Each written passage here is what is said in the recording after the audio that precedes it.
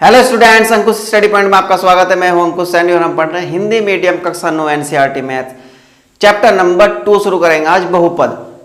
तो बहुपद का आज हम इंट्रोडक्शन करेंगे।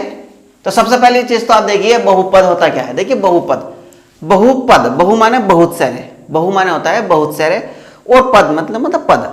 जब बहुत सारे पद एक जगह मिलते हैं तो उनको बहुपद कहते हैं। मतलब एक से अधिक आपके बहुपद माने जाते हैं। लेकिन एक पद में आएगा तो लेकिन अधिकतर ज्यादातर आपको जो मिलेंगे वो एक से अधिक पद वाले मिलेंगे, उनको हम बहुपद कहते हैं। जैसा आप कह सकते हो x² प्लस 3x और 2, इस टाइप से जैसे ये है। तो इसमें आप देख रहे हो पद 1 2 3, एक से ज्यादा पद है तो ये आपका बहुपद होगा। ठीक है, ये होता है आपके बहुपद। चलिए अब इसमें सबसे पहले आपको दो चीज पता होनी चाहिए, चर और अचर। चर और अचर, देखिए चर और अचर। सबसे पहले चर और अचर। देखिए चर और अचर क्या होते हैं, चर पद और अचर पद। देखिए चर तो होते हैं आपके A B C D alphabet, A B C D. आपके जो चर होते हैं ना A B C D X Y Z कुछ भी हो सकते हैं, ए टू जेड। मतलब चर पद जो होते हैं ना स्टूडेंट्स, आप इनको ऐसे भी लिख सकते हैं, चर यानी कि चल सकते हैं, ये बदल सकते हैं। जैसे कोई आपको बहुपद दिया गया, उसमें ए बी सी डी या एक्स वाई जेड, ज्यादातर जो आपके बहुपद चलते हुए एक्स और वाई में चलते हैं। ठीक है, तो होता क्या है कि जैसे x² प्लस 2x मैंने अभी बहुपद लिखा था, ये लिखा था x² प्लस 3x प्लस 2 लिखा था। तो इसमें जो ये x है ना, ये चर पद है। x जो है ये चर पद है। क्यों, इस x की जगह हम कुछ भी रख सकते हैं, कुछ भी, इसलिए ये चर पद होता। इनके मान बदलते रहते हैं, चर पदों के मान बदलते रहते हैं आपस में। जैसे x y z कुछ भी है तो ये जो चर मान होते हैं ना स्टूडेंट्स, इनके मान बदलते रहते हैं। ठीक है, तो चर पद समझ में आ गया। चर पद कौन से होते हैं, A B C D E F G dot dot, मतलब ए टू जेड कुछ भी, और इनके मान बदल सकते हैं कहीं भी। और अचर पद क्या होते हैं, अचर पद होते हैं आपकी ये 1 2 3 4 5 6 7 8, मतलब गिनती जो संख्याएं होती है वे होती है अचर पद। इनको तो आप बदल ही नहीं सकते। क्यों नहीं बदल सकते आप, जैसे यहां पर x² 3x प्लस 2 है। अब आप इसका मान तो कुछ भी लिख सकते हो, जो आपको हो सकता है कहीं दिया गया हो, तो आप इसका मान तो बदल सकते हो x का, कुछ भी 1 2 3 4 5 7 कुछ भी लिख सकते हो। लेकिन क्या आप 2 का मान तो 2 ही लिखा जाएगा, 2 तो 2 ही है अपने आप में। या आप यहाँ पर करोगे कि नहीं 2 की जगह 3 लिख लीजिए, ऐसे नहीं कर सकते ना। तो इसलिए अचर पद वे होते हैं जिनका मान नहीं बदलता, जो निश्चित होते हैं। और ये चर पद क्या होते हैं, निश्चित नहीं होते, एक तरीके से इनका मान बदल जाता कहीं भी। ठीक है, तो चर और अचर, बहुपद में सबसे पहली श्रेणी आपकी यही है, चर और अचर पद। आपको सबसे पहले तो चर और अचर पद होने चाहिए पता। ठीक है, अब इसके बाद ये पता चल गया। अब बात आती है कि जैसे अब देखिए दूसरी है x², ये 2x x² plus 2x x की 3 minus x² plus 4x plus 7। अब जैसे ये है स्टूडेंट्स, तो 2x x² plus 2x x की 3 minus x² plus 4x plus 7, तो ये है। तो आप इसमें देख सकते हो कि आदि को एक चर वाला बहुपद कहा जाता है। आदि को एक चर वाला बहुपद कहा जाता है। मतलब देखिए एक चर वाला मतलब समझ रहे हो आप। मैंने आपको बताया कि चर पद क्या होते हैं, X Y Z A B C D. आप यहां पर एक्स वाई जेड और लिख लीजिए वरना आप कंफ्यूज हो जाओगे, एक्स वाई जेड। ठीक है, इसका मतलब ए बी सी डी से एक्स वाई जेड कुछ भी। ठीक है, इसके आगे तो डॉट डॉट का मतलब खत्म करो। समझ गए, चर पद समझ गए आप। आदि को एक चर वाला बहुपद कहा जाता है। मतलब ये जो आपका 2x 2x है ना, ये 2x comma x square plus, और ये आप इसमें देखिए आदि को एक चर वाला बहुपद कहा जाता है। क्यों? क्योंकि देखिए इसमें एक ही चर पद आ रहा x, इसमें भी x x x x x, मतलब पद तो कई सारे हैं, पद तो कई सारे, लेकिन है तो x केवल, है तो यहाँ पर केवल x ना, जैसे इतना ये बहुपद है इतना बड़ा। अब इसमें यहाँ पर देखिए पद तो एक ही है, x x x, हो सकता है यहाँ पर x होता, y होता, z होता, तो फिर वो एक चर वाला बहुपद नहीं होता, फिर उसमें विभिन्न प्रकार के पद आ जाते हैं, है ना, उसमें बहुपद जाते हुए अलग अलग आ जाते हैं, तो इसलिए फिर वो एक चर वाला बहुपद नहीं होता, क्योंकि उसमें एक्स वाई कुछ भी आ जाता। लेकिन आप इसमें देख रहे हो यहाँ भी एक्स है, यहाँ भी एक्स है, यहाँ भी एक्स है, इस वाले बहुपद में दोनों एक्स है, इस वाले बहुपद में भी दोनों एक्स है। तो मेरे कहने का मतलब आप समझ गए होंगे कि जब बहुपद में चरपद एक होगा, चरपद मतलब A B C D X Y Z, ठीक है, ए बी सी डी को कम याद रखना, एक्स वाई जेड को ज्यादा याद रखना, क्योंकि आपके बहुपद जो एक्स वाई में ज्यादा चलते हैं। लेकिन इतना समझ लेना कि जो ए बी सी डी में आते हैं ना अल्फाबेट्स आपके ए टू जेड तक, वे चरपद होते हैं। तो जहां पर आपको जिस बहुपद में एक ही चरपद दिखाई दे, एक ही केवल, अब जैसे ये एक्स स्क्वायर प्लस 7y, तो ये एक चर वाला बहुपद नहीं होने का। क्यों? क्योंकि यहां पर देख रहे हो आप एक चरपद तो x आ गया और एक चरपद y आ गया, तो दो चरपद आ गए इसमें, तो आप इसको एक चर वाला बहुपद नहीं कह सकते। ठीक है स्टूडेंट्स, तो आपको एक चर वाले बहुपद समझ में आए। देखिए मैं आपको क्यों करा रहा हूं ये इस लाइन को समझ लेना अच्छे से। जब आप प्रश्नावली एक करोगे ना पहली, तो उसमें सवाल यही है कि एक चर वाले बहुपद कौन कौन से, ये बताइए। तो अगर आप इसको अच्छे से समझ जाओगे ना, तो अब आज ही मेरे कराने से पहले आप उस प्रश्नावली के सारे सवाल कर दोगे। ठीक है स्टूडेंट्स, तो ये समझ गए आप एक चर वाला बहुपद कौन सा होता, जिसमें केवल एक ही चलता, एक्स एक्स हो या वाई वाई हो या जेड जेड हो, या ए चल रहा तो ए चल रहा है, बी चल रहा है तो बी चल रहा है, और एक्स चल रहा तो एक्स चल रहा है। ठीक है, वे होते एक चर वाले बहुपद, मतलब जिसमें एक ही चर पद चले। ठीक है, अब ये आपकी समझ में आ गया। अब बात आती है, देखिए ये दूसरे, अब दूसरे पॉइंट आते हैं कि जैसे ये एक चर वाले बहुपद तो समझ में आ गए। अब एक और पॉइंट करिए आप, ये जो पॉइंट मैं आपको समझा रहा ना, ये आपके चैप्टर में चलकर आगे बहुत ज्यादा इंपॉर्टेंट रोल प्ले करेंगे। इनके बिना अगर आप इनको अच्छे से समझ लेते हो ना, आपका पूरा बहुपद समझ में आ जाएगा। ठीक है, चलिए, तो चैप्टर का जो इंट्रोडक्शन होता है ना स्टूडेंट्स, बहुत ही ज्यादा इंपॉर्टेंट होता है। क्यों? अगर आपको ये सब पता होगा ना, तो आपको फिर सवाल करने में बहुत ज्यादा आसानी होगी। और आप यही नहीं समझोगे, डायरेक्ट सवाल करोगे ना, तो सवाल तो कर लोगे लेकिन कोई फायदा नहीं, रटोगे, रटने वाले तोता बन जाओगे। अब देखिए, जैसे ये है x3 minus x square plus 4x plus 7, x3 minus x square plus 4x plus 7। अब स्टूडेंट्स ये आपका बहुपद है, तो आप इसमें क्या कहोगे कि एक्स स्क्वायर वो एक्स के 3 minus x square plus 4x और प्लस 7 चर x में बहुपद है, चर x में बहुपद है। मतलब क्यों? देखिए लिखा हुआ तो सब आपकी किताब में भी है ये ऐसा, लेकिन आपको मैं समझाऊंगा। चर x, चर x, देखिए चर और अचर मैंने इसलिए आपको शुरू में समझाया था। चर x मतलब ये देख रहे हो पूरा बहुपद, पूरा बहुपद देख रहे हो आप। ठीक है स्टूडेंट्स, पूरा बहुपद देख रहे हो, हालांकि ये ऐसा ही है सेम। तो आप देख रहे हो इसमें चरपद x में बहुपद है, यानी कि ये जो बहुपद है ना, ये x में है, चर x में, क्योंकि इसमें x x x चल रहा, तो इसलिए बहुपद क्या में है, चर x में। और दूसरा, अब देखिए दूसरा, देखिए चलिए दूसरा देखिए, दूसरा क्या है कि 3y square plus 5y, 3y square plus 5y, 3y square plus 5y। अब ये क्या है, ये आपका बताइए किस में होगा। अब तो आप बता दोगे, इसमें y चल रहा, चरपद क्या चल रहा, y। आपको अंकों से कोई मतलब नहीं, आप यहां पर देखिए, आप चरपद क्या है आपका y, तो ये चर y में बहुपद है, क्योंकि इसमें y आ रहा है।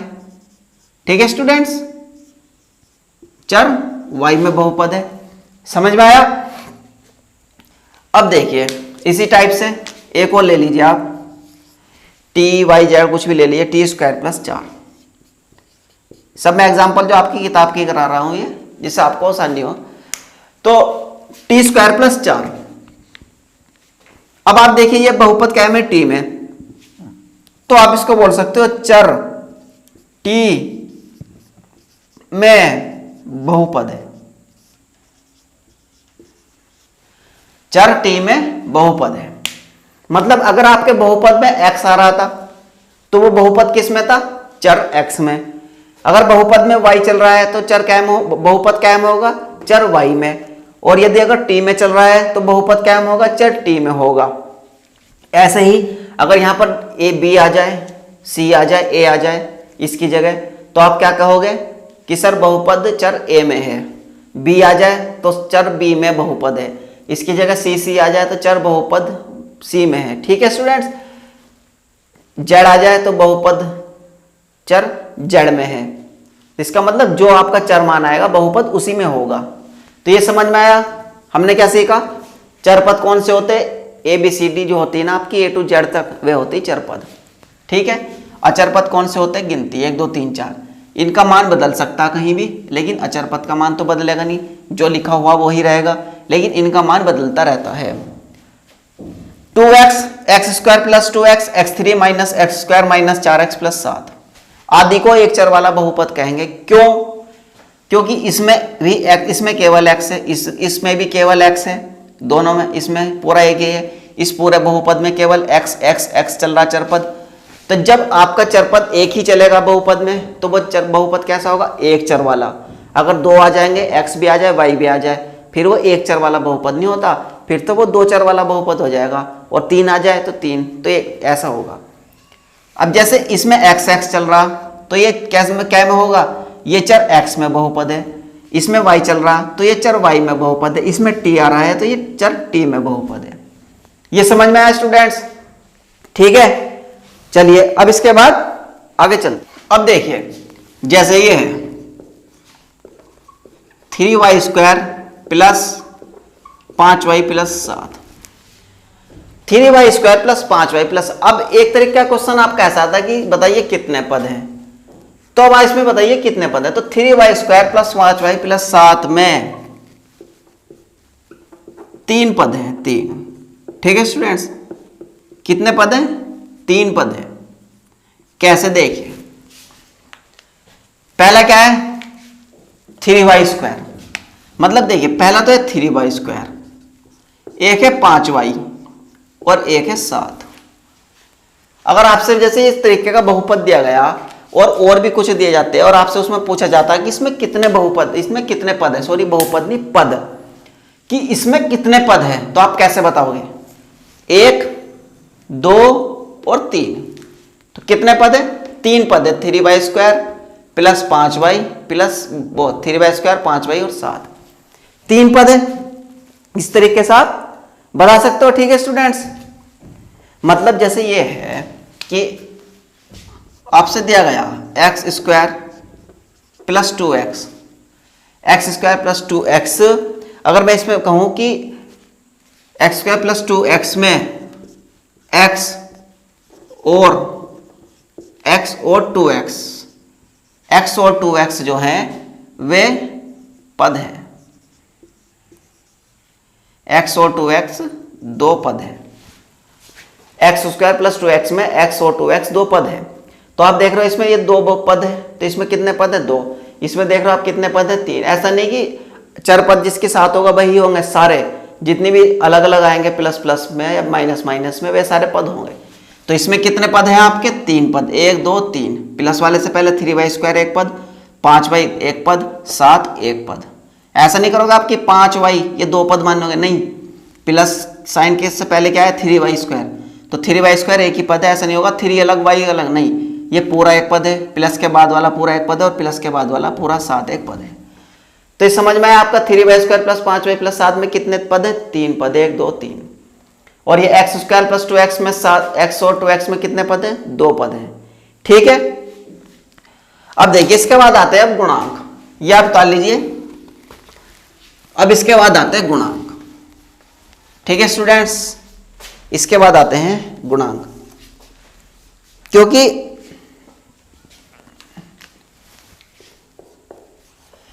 जो बहुपद होता है ना उसमें प्रत्येक में गुणांक होता, बहुपद में प्रत्येक पद का एक गुणांक होता है।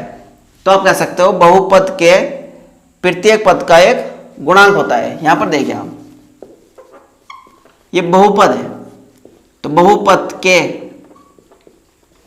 प्रत्येक पद का गुणांक होता है। बहुपद के प्रत्येक पद का गुणांक होता है। जैसे आप बहुपद ले लीजिए यहां पर -x3 plus 4x², -x3 plus 4x², और इसके आगे है +7x - 2, +7x - 2। ठीक है, ये पद बहुपद है आपका। अब इसमें मैं आपसे कहूं कि यहां पर देखिए, क्योंकि ये गुणांक स्टूडेंट्स आपको इसलिए याद करना जरूरी है क्योंकि जब आप आगे चलोगे ना तो इनकी जरूरत पड़ेगी। यहां मैं आपसे कहूं कि x3 का गुणांक क्या है, x3 का गुणांक, x3 का गुणांक क्या है, तो आप कहोगे -1। क्यों? क्योंकि देखिए अगर मैं x3 की गुणा -1 से करूंगा तभी तो -x3 आएगा। ठीक है, माइनस आप x के साथ नहीं छोड़ सकते, हमको अचर पद के साथ लेना पड़ता। ठीक है, माइनस को हमेशा अचर पद के साथ लेना पड़ता, इसको हम खींच करके अचर पद के साथ लाएंगे। ऐसा भी तो कर सकते थे, -x के साथ छोड़ देते, कह देते कि x का 3 का गुणांक 1 है, लेकिन नहीं, अचर पद को x के साथ खींचना पड़ता, मतलब अचर पद को माइनस को अचर पद के साथ लेना पड़ेगा, मतलब संख्याओं के साथ। तो x3 गुणा -1, तो -1 से गुणा करी तभी तो -x3 बनेगा। इसका मतलब क्या हुआ कि x3 का गुणांक क्या है, -1, x3 का गुणांक है -1। अब आपसे मैं कहूं कि x² का गुणांक क्या है, x² का गुणांक क्या होगा, 4x² है, मतलब जब इसकी 4 गुणा x² करेंगे तभी तो 4x² करेगा, तो इसका गुणांक क्या है, 4। ठीक है स्टूडेंट्स, अब मैं कहूं कि x का गुणांक क्या है, x का गुणांक 7x, x का गुणांक मतलब 7x, तो 7 गुणा x। देखिए x3 का गुणांक x3 वाले से लिया, x² का गुणांक x² वाले से लिया, और x का गुणांक x, तो 7x, x का गुणांक क्या है, 7 गुणा x, तो कितना है, 7। x का गुणांक कितना है, 7। तो ठीक है स्टूडेंट्स, यहां तक हो गया। अब देखिए इसके बाद आता है और लास्ट में आता है x की घात 0 का गुणांक। x की घात 0 का गुणांक क्या है, 2। क्योंकि एक बात याद रखिए आप हमेशा, x की घात 0 का गुणांक है 2। क्यों -2, 2 नहीं -2, क्योंकि माइनस अचर पद के साथ जाएगा। ठीक है स्टूडेंट्स, x 0 का गुणांक है -2। क्यों, ऐसा क्यों, देखिए जब भी आप किसी की घात 0 लगाते हो, मैंने पहले भी शायद बताया था आपसे कि अगर आप किसी का भी घात 0 लगा दोगे उसका मान 1 होगा। अगर आपसे मैं कहूं कि आप 23 की घात 0 लगा दो उसका मान क्या आएगा, 1। मैं आपसे कोई भी संख्या कहूं 357 की घात 0 लगा दो उसका आंसर आएगा 1। मतलब आप कितनी भी बड़ी से बड़ी संख्या या कुछ भी ले लीजिए, चर अचर पद कुछ भी, A to Z कुछ भी, अगर आप उसकी घात 0 लगा दोगे तो उसका मान हमेशा निकल कर 1 आएगा। ठीक है, ये समझ में आया आपकी, आप इसको नोट कर लीजिए। ये आपके पेपर में तो नहीं आएगा, लेकिन आप पेपर में इनके बिना कुछ कर भी नहीं पाओगे जो आज पढ़ा है, समझ गए। पेपर में तो आएगा नहीं, लेकिन बिना इसके पेपर में कुछ कर भी नहीं पाओगे, क्योंकि जब आप सवाल ही नहीं कर पाओगे तो पेपर में क्या करोगे। तो बहुपद के प्रत्येक गुणांक कर लोगे आप। ठीक है स्टूडेंट्स, ये हो सकता है आपसे। चलिए इसके बाद एक और कर लीजिए, चलिए गुणांक वाला। अब जैसे ये गुणांक हो गया, चलिए एक और कर लीजिए। अब x जैसे ये है, जैसे आपको ये है कि x² minus x plus 7, x² minus x plus 7 में x² का गुणांक क्या है, x² का गुणांक क्या है। तो आप क्या बताओगे, एक्स स्क्वायर का गुणांक, देखिए एक्स स्क्वायर का गुणांक क्या होगा यहाँ पर स्टूडेंट्स, बताइए जल्दी से। एक्स के साथ एक है, इसका मतलब एक होगा। और एक्स का गुणांक, चलिए हमसे एक पूछा था लेकिन हम दोस्त भी लिख लेते हैं। एक्स का गुणांक क्या होगा? -1। क्यों? क्योंकि जब एक्स की गुणा -1 से करेंगे तभी तो -x आएगा। और मैंने आपसे बताया कि जो आपका माइनस का चिन्ह होगा ना, वह अचर पद के साथ चलेगा हमेशा। आप उसको चर पद के साथ नहीं छोड़ सकते कि चर पद के पास रख दिया और अचर पद को ऐसे उठा लिया, नहीं। अगर आपका प्लस है तो कोई दिक्कत नहीं है, लेकिन माइनस आएगा तो वो अचर पद के साथ जाएगा, ठीक है। तो एक्स का गुणांक होगा -1। तो आपकी जो मैंने आज पढ़ाया अच्छे से समझ में आया होगा। एक बार रिपीट कीजिए, इसको रिवीजन कीजिए, वीडियो को दोबारा रिपीट कर लीजिए, कोई दिक्कत नहीं है, लेकिन आप ये अच्छे से कीजिए, तभी आप उसके बाद क्वेश्चन करोगे। देखिए अगर आप एक बात है, आप कोई चैप्टर शुरू करते हैं, जब आप चैप्टर का इंट्रोडक्शन या उस चैप्टर की जो नींव है, उसके जो छोटे छोटे पॉइंट हैं, आप उनको ही अच्छे से नहीं पढ़ोगे तो आप सवाल के खाक करोगे आगे चल के, ठीक है। तो इसलिए पहले इन पॉइंटों को, क्योंकि मैंने जो सब चीज़ पढ़ाई है ना आपको, ये सब, इन सब पे क्वेश्चन है, इन सब के ऊपर क्वेश्चन है। एक पद के ऊपर, एक चर के पद के ऊपर कितने पद हैं, सब इस टाइप के आपके क्वेश्चन हैं। तो जब हम ये नियम ही नहीं पढ़ेंगे तो क्वेश्चन कैसे करोगे, ठीक है स्टूडेंट्स। तो अब अगर आप इनको पढ़ लेते हो ना, तो आप पहली प्रश्नावली का पहला सवाल, दूसरा सवाल अपना आप ही कर दोगे मेरे कराने से पहले, ठीक है। वरना चाहे तो आप करके देख लेना, इनको अच्छे से पढ़ना, उसके बाद क्वेश्चन करके देख लेना, ना हुए तो फिर बताना। तो ठीक है स्टूडेंट्स, बाकी आज इतना ही रखते, इसके बाद कल करेंगे। बस इसे अच्छे से आप रिपीट कर लीजिए, ठीक है। अगर वीडियो पसंद आई तो वीडियो को लाइक कीजिए और चैनल को सब्सक्राइब कीजिए, और स्टूडेंट्स वीडियो को शेयर कीजिए ज़्यादा से ज़्यादा।